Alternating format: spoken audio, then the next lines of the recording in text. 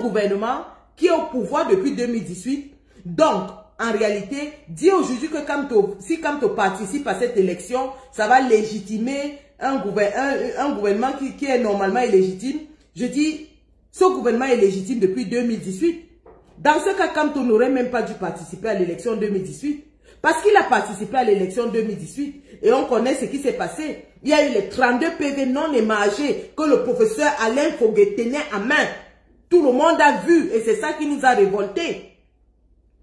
Donc, si vous dites aujourd'hui que si Kamto participe à l'élection d'une quelque façon, ça va donner la légitimité en Ngongo, eh bien, sachez que Kamto, en participant en 2018, avait déjà donc donné la légitimité en Ngongo. Donc, vous, en le disant aujourd'hui, vous donnez raison à nos détracteurs qui disent depuis 2018 que on a perdu les élections et on ne doit pas se plaindre. Vous, en le disant aujourd'hui, que oui, si Kamto participe, vraiment il va donner la légitimité à Ngongo, ça veut donc dire que Kamto avait participé à... C'est le même gouvernement, les mêmes opposants, le même conseil constitutionnel et tout. Donc, si les mêmes causes produisent les mêmes effets, eh bien les mêmes opposants, avec le même conseil constitutionnel et le même président en exercice, soi-disant, ou alors le même usurpateur en exercice, ne peut avoir que les mêmes résultats. Pourquoi est-ce que aujourd'hui vous dites que la participation de Kamto va légitimer Ngongo, mais en 2018, sa participation ne l'avait pas légitimé? Vraiment, je vois une tendance qui veut embrigader. Le président Kamto est libre de penser et de réfléchir et il n'est plus seul, ne l'oubliez plus jamais. Il a des partenaires politiques qui sont l'APC, l'honorable Ninche, le président Anissé Ekane. Il n'est plus seul. En s'alliant avec ces gens, il a lié son destin politique avec eux.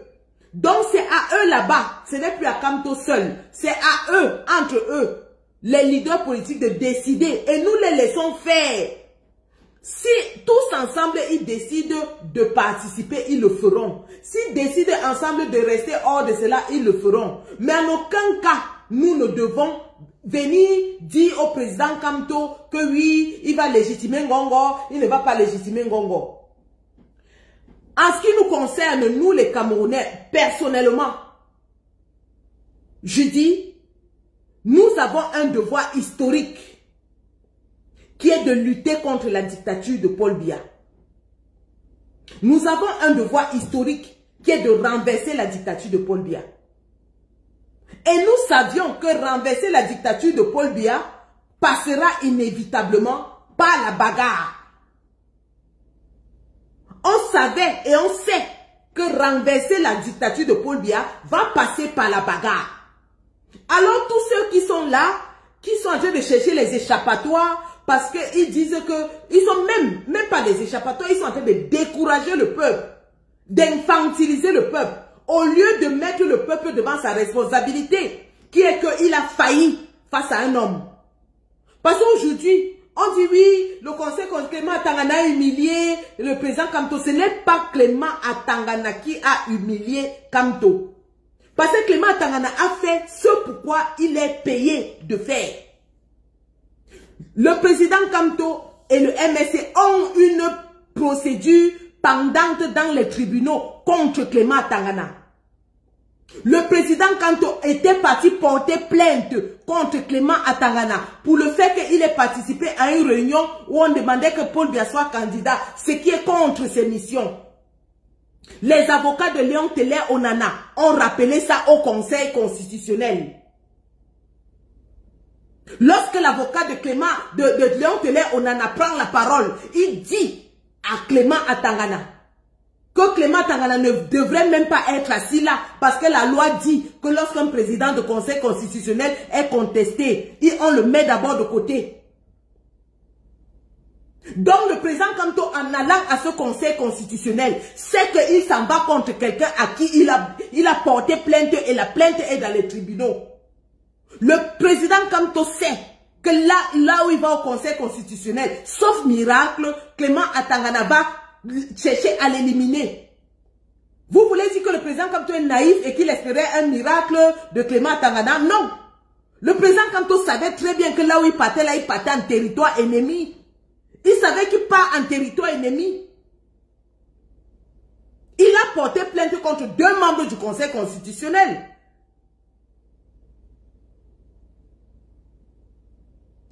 Donc le président Kamto, sachant qu'il part en territoire ennemi, savait très bien tout ce que ces gens-là allaient faire. Parce que ce n'est pas la première fois qu'il le vit. Il a vécu en 2018. Il a vécu en 2018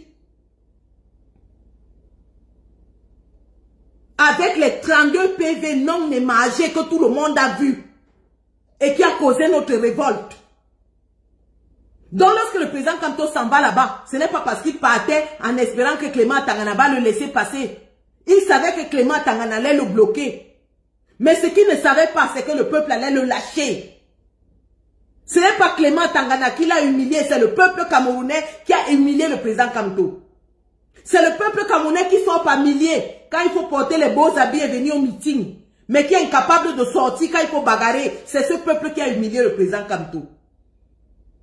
Parce que le président Kamto vous a déjà dit qu'il n'a pas une armée, il n'a pas une milice, il n'a que le peuple. Et ce peuple était aux abonnés absents au moment où le président avait le plus besoin de lui. Le président n'a pas eu besoin de dire que sortez. Mais il savait que l'humiliation qu'il a subie va nous faire mal et on va sortir.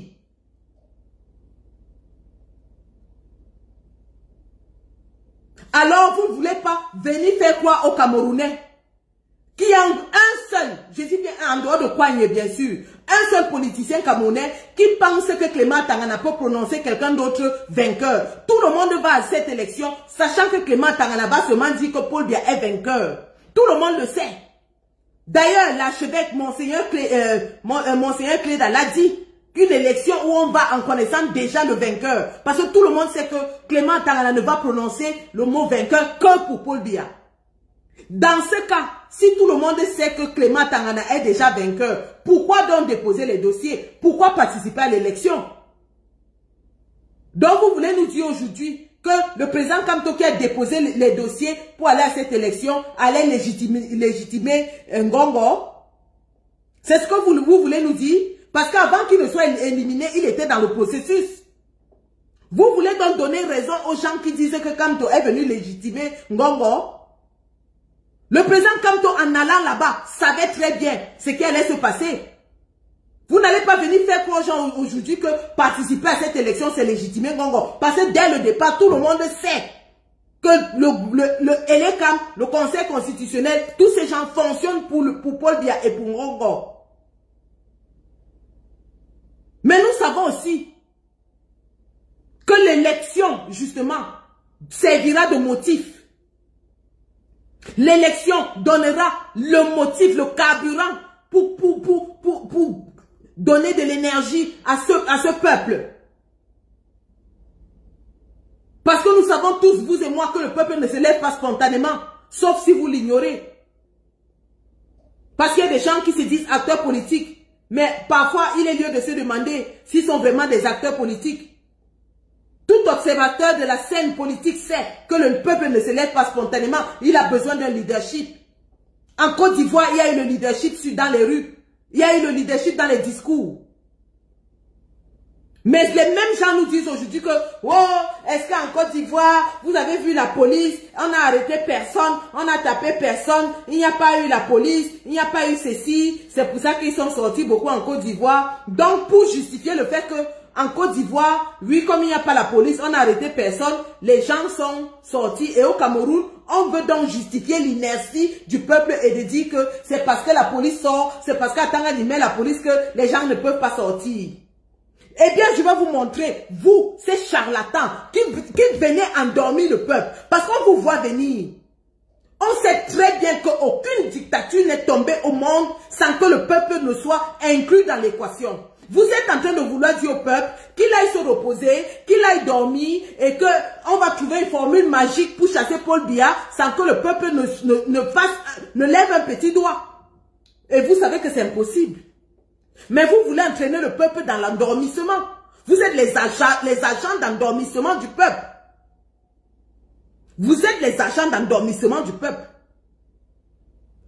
En ce qui nous concerne, où est cette Whitney Branson là? Dès que je vois sa tête, je casse son cou. Ah, voilà, là, voilà. Attends. Voilà. Ok. Tu vas aller dire ta maman là-bas. En ce qui nous concerne, nous, on est dans cette lutte depuis 2018 parce qu'on sait, on savait, on anticipait la bagarre de 2025. On se préparait pour la bagarre en 2025. Parce qu'on savait qu'il n'y aura pas de changement sans bagarre. Alors que des gens viennent nous dire aujourd'hui que, oui, allez participer à l'élection. Les gars étaient prêts à sortir. Il y avait plein de combattants qui étaient prêts à sortir au Cameroun. Les gars étaient prêts à sortir. Vous pensez que c'est pour rien qu'on a fermé toutes mes pages? Qu'on a commencé à fermer les pages des combattants? C'était justement pour empêcher la mobilisation. Les gars étaient prêts à descendre sur le terrain. Malheureusement, au 5 août 2025, il n'y avait pas de leadership sur le terrain. Il n'y avait pas de leadership sur le terrain. Oui, vous dites dans un pays normal, mais vous tous, vous êtes d'accord du fait que nous ne sommes pas dans un pays normal. Nous sommes dans un pays où des 11 candidats là, il y en a au moins la moitié qui sont acquis à la cause du gouvernement. Donc, enlever déjà, sortez de l'idéalisme, sortez du rêve, entrez dans la réalité. Sortez du rêve, entrez dans la réalité. Le rêve, c'est que les 11 candidats se mettent ensemble. La réalité, c'est qu'ils ne peuvent pas se mettre ensemble. Alors, qu'est-ce qu'on fait dans ces conditions? Est-ce qu'on croise les bras, on se plaint, on pleure, on pleurniche et on ne fait rien et les 7 prochaines années de Ngongo sont garanties? Parce que Ngongo est illégitime depuis 2018. Et il va continuer à être illégitime. Et d'ailleurs, pour ceux-là qui crient aujourd'hui au conformisme, ils vous ont prouvé à suffisance qu'ils s'en foutent de la forme et du fond de leur détention du pouvoir. Ils s'en foutent de ce qu'on dit qu'ils sont des voleurs, des bandits, des tricheurs, des crieurs. Ils s'en foutent. L'essentiel, c'est qu'ils restent au pouvoir. Tout pour eux, c'est de rester au pouvoir. Ils s'en foutent de la façon, ni de la manière. S'il faille qu'ils écrasent tous les Camerounais pour le faire, ils vont le faire. S'il faille qu'ils trichent, qu'ils fabriquent des faux documents, ils vont le faire. S'il faille qu'ils fabriquent des faux documents, ils vont le faire. Et ils l'ont fait. Ils l'ont fait en 2018, c'est pas nouveau. Les 32 PV non émargés, c'était des faux documents. Alors ne venez pas faire comme si vous venez de découvrir que Clément Tangana et le Conseil constitutionnel et les CAM et ainsi de suite font du faux. Ils ont fait le faux depuis 2018. C'est pour ça que nous avons crié au hold-up électoral. C'est pour ça que nous avons marché dans les rues. C'est pour ça que vous avez fait la prison. Ne venez pas faire comme si c'était une nouvelle invention. Et dire que oui, si Kamto va à ça, c'est qu'il va aller participer. Bon. Il est libre de faire ce qu'il veut. Je n'ai pas l'outrecuidance de donner des conseils au président Kamto. Je n'en ai pas. Mais je dis, vraiment, arrêtez de planter le peuple. Arrêtez de planter le peuple. Si vous ne pouvez pas apporter des contributions constructives, mettez-vous de côté. Que ceux qui sont là, vrais ou faux, aillent à la bagarre et que nous on les regarde. S'ils ne vont pas à la bagarre, on constatera qu'ils ne sont pas allés à la bagarre et on en tirera les conclusions qu'il faudra. Mais ne commencez pas à dessiner le diable sur le mur, à vilipender les gens, même les gens qui sont en train de... Au jour d'aujourd'hui, je vous jure sur tout ce qui m'est cher que même si c'est le diable, mieux il prend d'abord. Pourvu qu'on Ngongo, Chantal Biya, Paul Biya et toutes ces bandes-là dégagent. On vous sert l'argument de ce que ils sont les anciens ministres de Paul Biya. Mais nous-mêmes, on était derrière un ancien ministre de Paul Biya. On nous dit que oui, ils ont collaboré avec le RDPC. Mais Anissé Kane a collaboré avec le RDPC. Il vous a dit que c'était ses amis. Dans une frilosité de peur. Parce que vous êtes des peureux en réalité. Vous êtes des trouillards. Vous êtes des trouillards. Vous n'avez aucune couille. Aucune couille. Des couilles molles. Je dis ça, vous êtes des couilles molles. Parce que même ici en diaspora, tous les hommes qui se mettent aujourd'hui à crier avec le gros voix, c'est dans la rue. C'est dans la rue. Si le peuple vous avait même vu ce jour-là dans la rue, on allait dire que Zamba Beli Loli, même tel est descendu dans la rue, c'est grave, nous tous on descend. Mais vous êtes restés bien au chaud chez vous et vous venez aujourd'hui commencer à vilipender ceux qui sont restés. Ne tuez pas l'espoir des Camerounais. C'est mieux, c'est un peuple qui n'a plus rien, ne vit que d'espoir. Un peuple qui n'a plus rien ne vit que d'espoir. Et vous n'allez pas nous tuer de vouloir avoir un espoir. Vous n'allez pas nous massacrer de vouloir avoir un espoir. Kodokave dit que quand tu traverses la rivière, même si c'est la queue du serpent, tu t'accroches. Vous allez me dire que Kodoka disant ça c'était pour trahir. Mais je vous jure que face à Ngongo qui utilise des méthodes non conventionnelles, si nous aussi on peut utiliser des méthodes non conventionnelles, pourquoi pas? Pour le dégager. Si Faikon utilise des méthodes non conventionnelles pour le dégager, pourquoi pas? Ces gens-là, la loi, le droit, la légitimité ne peut pas les enlever. C'est avec les méthodes non conventionnelles qu'on va les dégager.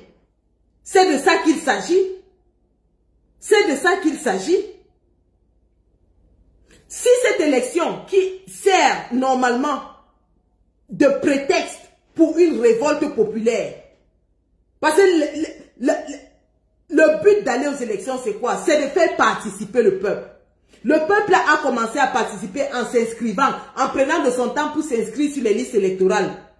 Le peuple va choisir un candidat qui va plébisciter. Il va aller prendre de son temps pour aller voter. Et si on vole donc de toute cette énergie du peuple, il est normal que ce peuple se lève.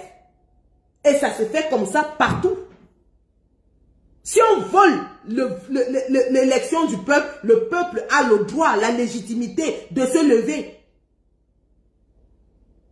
Et même la communauté internationale ne se mêlera pas. Les gens nous ont dit qu'en Côte d'Ivoire, il n'y avait pas la police. C'est pour ça que les Ivoiriens sont sortis. Il n'y avait pas la police. On a arrêté personne. Il y a eu 0 arrestation. Même Gbagbo a dit qu'il y a eu des arrestations. Même Gbagbo l'a dit. Ben, regardons dans cette vidéo de la Côte d'Ivoire et regardez ce qui s'est passé. Hein. Regardez ce qui s'est passé en Côte d'Ivoire. Je ne sais pas si je peux mettre mon Bluetooth.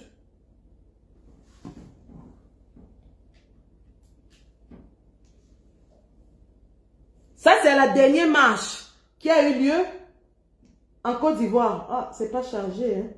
Je sais pas si ça. Voilà. Bluetooth connected. Ok, c'est bon. Bluetooth is connected. Regardez ce qui s'est passé en Côte d'Ivoire. Pendant la dernière marche où les Ivoiriens sont sortis par centaines de milliers.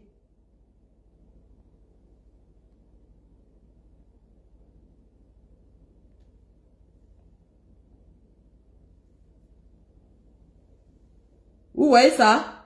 La police en train de tabasser. Vous voyez ça? En train de fouetter les Ivoiriens. Les tabasser. Est-ce que vous voyez?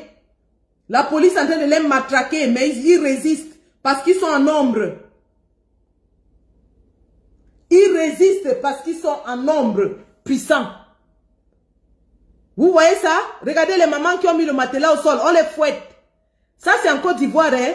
La dernière marche où les Camerounais sont venus nous dire que oui, en Côte d'Ivoire, vraiment tout s'est bien passé parce qu'il n'y avait pas la police, vous n'avez vu aucun policier là-bas, vous n'avez vu aucun militaire, on n'a pas brutalisé quelqu'un, on n'a pas arrêté quelqu'un. Je dis bien, ça c'est en Côte d'Ivoire, dernière marche.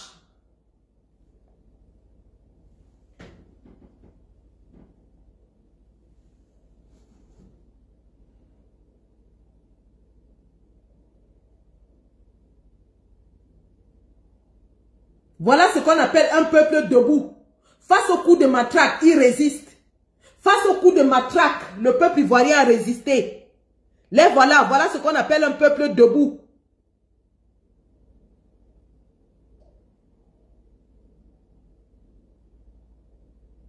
Voilà un peuple ivoirien debout. On fouette les mamans, on fouette les enfants, on fouette tout le monde. Les femmes sont devant, regardez, ce sont les femmes qui sont devant. On les fouette. On les fouette. Ils sont debout. Voilà le peuple ivoirien.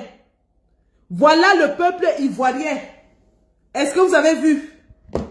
Et les gens sont venus nous dire ici que vraiment, non, c'est parce qu'on a arrêté personne, on a fouetté personne, il n'y avait pas la police. Continuez de vous cacher. Parce que vous espérez que les politiciens vont tout résoudre dans les bureaux et que vous allez seulement aller prendre les postes de députés, de ministres, de maires et de tout ça. Ne luttez pas, hein. Ne luttez pas. Restez dans vos chambres. Regardez comment Sandy de Boss on est en train de brailler avec sa sale perruque. Et vous êtes assis et vous attendez que, après que Sandy ait braillé, les politiciens vont sortir une formule magique dans leur bureau et vous allez aller prendre les postes de députés et de maires. Je vous rappelle à tous ceux-là qui disent que 2026, si vous ne luttez pas maintenant, oubliez 2026. Si vous ne vous battez pas contre le régime pour le chasser en 2025, en 2020, vous savez ce qu'ils vous ont fait? Ils voulaient saucissonner le MRC. Ils ont choisi les qui ils allaient donner les postes, les sièges. On a repéré ça et on a annulé. Directement, ils ont reporté l'élection de 2025. 2026, si vous voulez vraiment aller à ces postes-là que vous convoitez, rien ne les empêche. C'est les gens qui ont bien prouvé qu'ils écrasent la Constitution, ils maltraitent la loi, ils s'en foutent des juridictions. Les juges sont à leur botte. Ils peuvent même encore renvoyer l'élection en 2026. Vous allez faire quoi? Vous allez faire quoi? Si Ngongo et le RDPC se lèvent, ils disent que les législatives et municipales de 2026, là, on renvoie ça en 2027. Vous allez faire quoi? Et si même ils décident que tout le monde, on part aux élections là, c'est eux qui décident quel parti d'opposition aura quel siège. Ils ont déjà réparti. Vous allez faire quoi? Vous allez partir pour signer les dossiers. Les préfets, les sous-préfets ne seront jamais là. Rappelez-vous comment Alain Foguet se plaignait en 2020. Comment il voulait faire signer les dossiers. Il n'y avait aucun maire, aucun préfet, aucun sous-préfet. Le mot d'ordre passe entre eux. Ils ne vous signent pas vos dossiers. La date limite arrive. Vous allez faire quoi? Continuez à pleurnicher. Continuez à vous plaindre. Continuez à crier que oh, le RDPC a fait la fraude. Oh, ils ont refusé de signer nos dossiers. Oh, pendant que vous pleurez, eux, ils sont remplis à l'Assemblée. À 99%. Ils continuent de faire les lois. Ils continuent de diriger. Ils continuent de préparer leurs enfants à prendre la relève. Et vous, vous êtes assis toujours en train de pleurnicher. Je ne suis pas entré dans une résistance de pleurnichards. Je ne suis pas entré dans une résistance pour faire le groupe des pleureuses. Je ne suis pas entré dans cette résistance parce que je voulais joindre un groupe de pleureuses. Des gens qui passent le temps à se plaindre mais ne refusent d'agir. Je ne suis pas entré dans cette résistance pour accompagner les pleureuses. Les hommes qui ont les gros mimbang comme les cailloux. Les hommes qui ont les mimbang gros comme les mimbang du bœuf. Mais qui ont la bouche pour pleurer comme les femmes. Pleurer partout. Pleurer à gauche. Pleurer à droite. Là où on les attend, on ne les voit pas. Je suis entré dans cette résistance parce que je savais qu'il y avait des hommes forts. Des hommes courageux. Des hommes de poing. Des hommes qui sont prêts à prendre des décisions. Des hommes qui sont prêts à s'engager. Des hommes qui sont prêts à se sacrifier. Je ne suis pas entré dedans pour accompagner les gens avec les larges mimbang comme les mimbang des bœufs pour pleurer comme les femmelettes. Ah, le RDPC a fait ci. Ah, le RDPC a fait ça. Matin, midi, soir, les pleurs. À un moment donné, ça fatigue. À un moment donné, ça fatigue. Moi-même qui suis une femme, je ne pleurniche pas.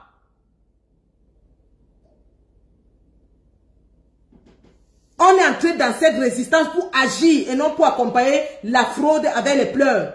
Pendant qu'eux, ils sont devant en train de frauder, nous, on est derrière en train de pleurer. Oh, ils ont fraudé. Oh, ils sont cruels. Oh, ils ont fait comme ça. Oh, ils ont encore fait comme ça. Le RDPC nous a frappé. Ngongo a fait ceci. Après avoir pleuré, quoi faire? Après avoir pleuré, quoi faire? On vient de passer 7 ans à nous plaindre, à exposer, à faire tout, à pleurer pendant qu'eux, ils mangeaient, ils dirigeaient. Donc, on va encore passer 7 ans à pleurer. On va encore passer 7 ans à pleurnicher, à se plaindre, à dire au monde entier comment ils sont des fraudeurs alors que le monde entier a vu.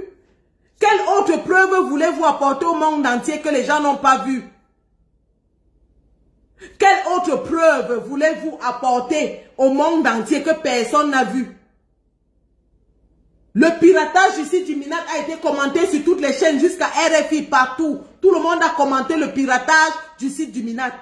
Tout le monde a commenté la sortie du cercueil de Yebga pour venir l'amener à Yaoundé. Tout le monde a commenté. Bah après avoir commenté, qu'est-ce qu'on fait? On s'arrête aux commentaires, on s'arrête aux pleurs, on s'arrête aux attaques, on s'arrête aux insultes, on s'arrête à ça. Et pendant ce temps, 7 ans vont encore passer, on sera toujours en train de faire la même chose, d'accuser tel de ci, de faire ceci. Et pendant ce temps, nous on est assis.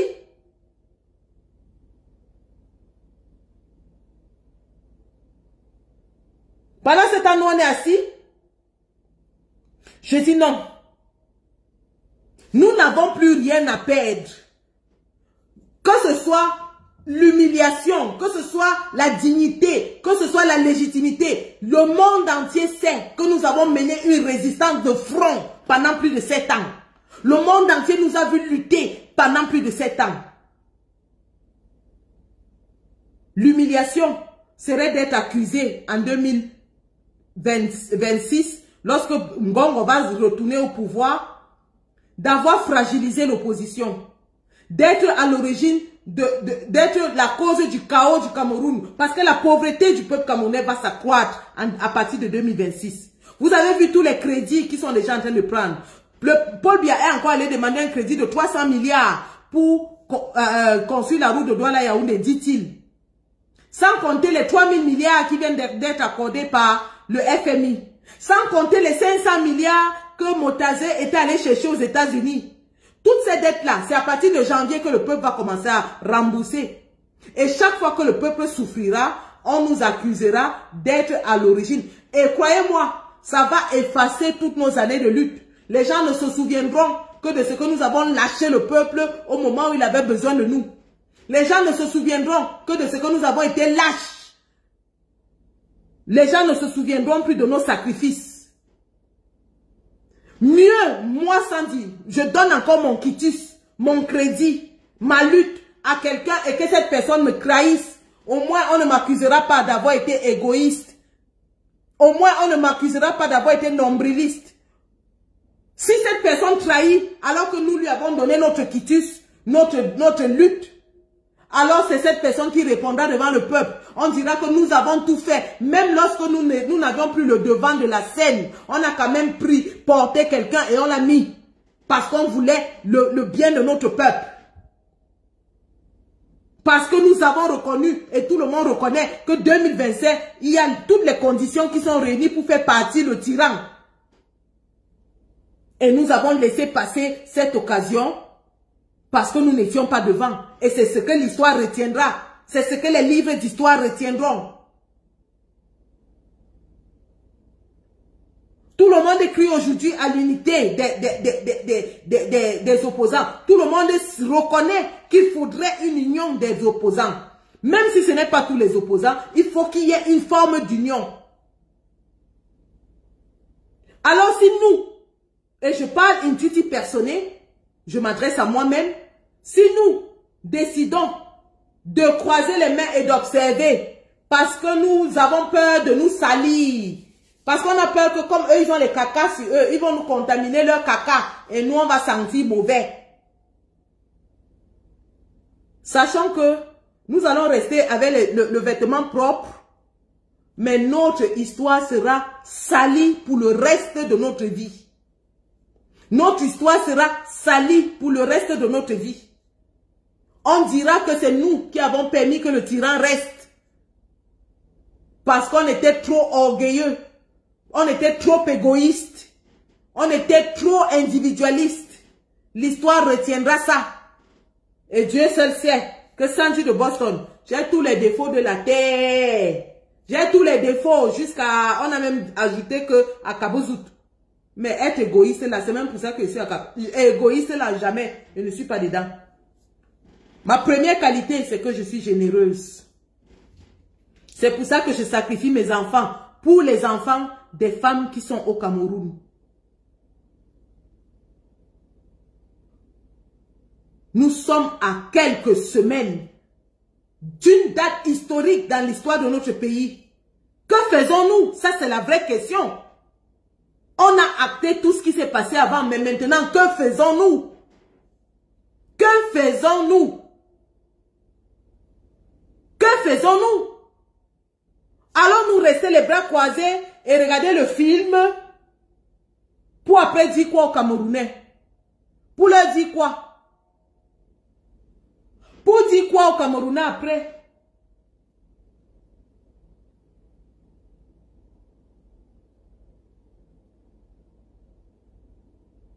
L'échec fait partie de la construction de la réussite. Et parfois, ça ne prend pas un échec ou deux échecs, ça en prend beaucoup.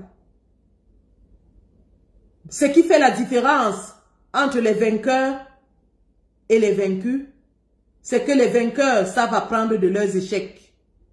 Et les vaincus pleurnichent de leurs échecs et accusent tout le monde, sauf eux-mêmes.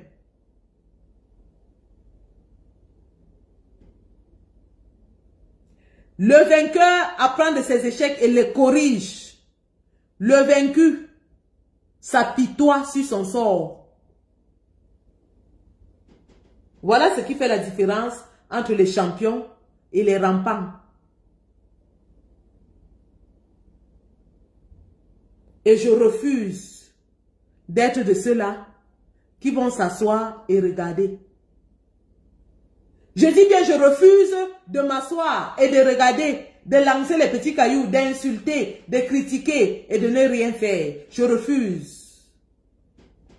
Je serai bel et bien dans cette équation, quitte à ce que je me trompe jusqu'au bout. Au moins le peuple reconnaîtra que j'ai donné ce que je pouvais de bonne foi et ne m'accusera pas de nombrilisme,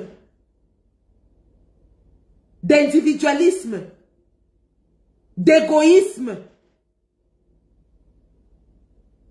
Que ceux-là qui pensent que nous sommes là pour calculer les postes, parce que je voyais les gens commencer à dire que futur ministre de la santé, futur ministre de la machin, en me battant pour ces candidats que je ne connais ni d'Adam ni d'Ève, je sais pour quel poste? Quel poste? Aucun.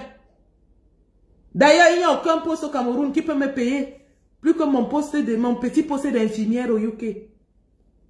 Sans mettre la main dans le pot de miel.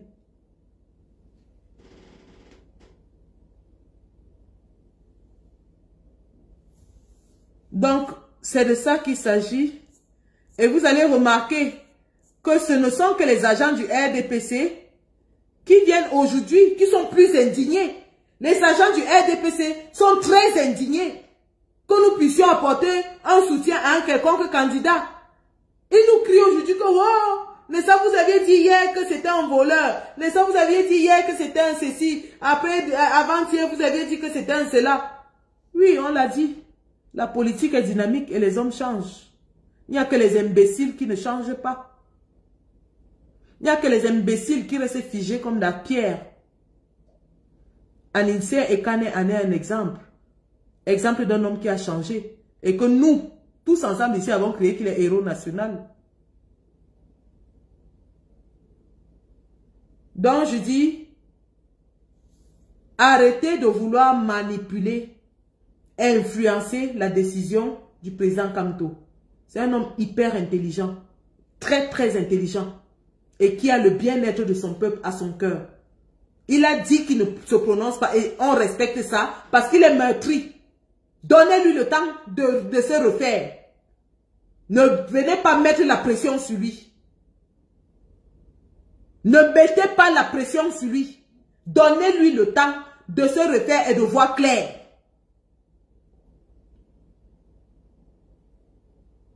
En ce qui nous concerne, nous sommes des individus. Nous allons, Dieu merci, nous ne répondons aux ordres d'aucun parti politique. Contrairement à ce qui a été propagé, vous allez maintenant confirmer que le MSC c'est la base. Parce que nous allons nous positionner. Et nous allons agir. Prendre, c'est-à-dire que mettre la main dans la pâte dans cette élection. Et je verrai comment vous allez encore dire que c'est Kamto. Vous allez peut-être dire que c'est MSC, je ne sais pas quoi. Je ne connais pas les partis là. C'est basse, je ne sais pas quoi. Mais nous allons agir. Tenez-vous tranquille. Donc, c'était le message que je voulais passer. Pour nous, l'inertie est hors de question. Nous allons agir et nous allons agir avec tous les moyens qu'il faut pour chasser Paul Biya. Et le moment venu, parce qu'il y aura bagarre, on ne peut pas fuir la bagarre. Celui qui veut fuir la bagarre n'est pas un combattant. Le moment venu, quand il faudra bagarrer, nous allons bagarrer. On sera dehors et on va lutter. C'est de ça qu'il s'agit. Donc, merci d'avoir suivi ce Facebook Live. Nous allons continuer. La lutte continue. Et la lutte, ce n'est pas de s'asseoir et de critiquer, de pleurer. La lutte, c'est d'agir au moment clé. Nous avons échoué d'agir à un moment clé. Nous n'allons pas rater le deuxième moment clé. Soyez-en sûrs. Je répète, nous avons échoué d'agir à un moment clé. Mais nous n'allons pas rater le deuxième moment clé. Parce que nous avons appris de notre erreur. La patrie ou la mort, nous vaincrons.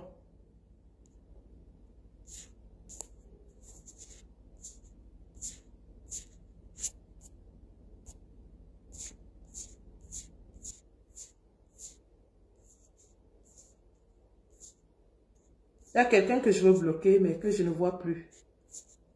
En tout cas, que la personne fasse encore un commentaire, je vais le bloquer avant de partir. Ah, là, je l'ai vu. Voilà. Bon, je le bloque avant de partir. Merci, on continue. La lutte continue, les gars.